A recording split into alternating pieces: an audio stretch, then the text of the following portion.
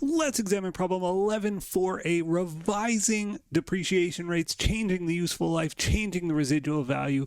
A fairly straightforward concept. Basically, you depreciate up till the time when you change your mind about the life. You're using an asset and you realize, oh, this asset's going to die sooner than I thought, or it's going to last longer than I thought, or some element of the asset has changed. You depreciate up till the date you consider that change, and then you just change it going forward. You don't have to go back in time and go, oh, I need to fix my mistakes of the past. No, you change it prospectively. And so because of that, I think a pretty straightforward question, a pretty straightforward topic. On January 1st, 2031, West Coast Printing purchased a high-volume digital printing press for $160,000. The estimated life is 10 years, and the estimated residual value is $10,000. The company uses straight-line depreciation and has a December 31st year-end. Okay, so a couple of quick calculations. We always do this at the top. We go, okay, it's a $160,000 asset with a $10,000 residual. That means the depreciable cost is $150,000.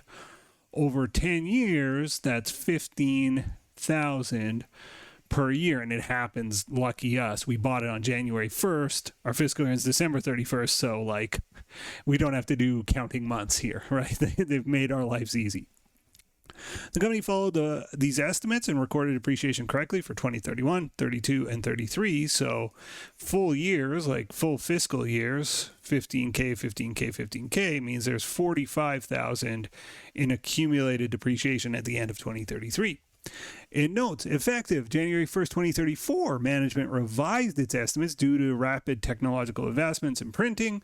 And so it's only got 4 years left. Now it's 10 years. We used it for 3, so it should have 7 years left. So we're saying, oh, this is actually going to die sooner than we thought. We've only got 4 years left, and we're going to resell it for less, $5,000 instead of 10. So, not great news. It first says, determine the book value of the asset as of December 31st, 2033, prior to the change in estimates. Okay, so we have this asset with cost of 160. So what is this? A press, printing press. So press is 160. The AD on the press is 45. So the press net, after having done 3 years of depreciation, is 115. So that's our answer to part A. The book value of this asset is 115. And then it says calculate the new annual depreciation kind of going forward once you've made the change.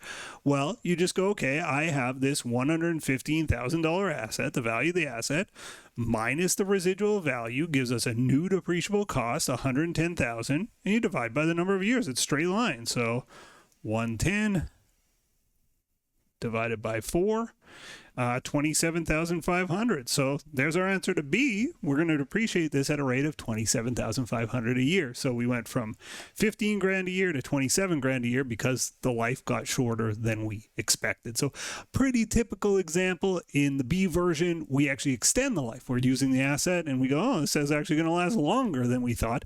And all you do there is you reduce the annual depreciation going forward. So we call this a prospective change. All right. Thank you so much for watching. As always, see you in the next video. Bye for now.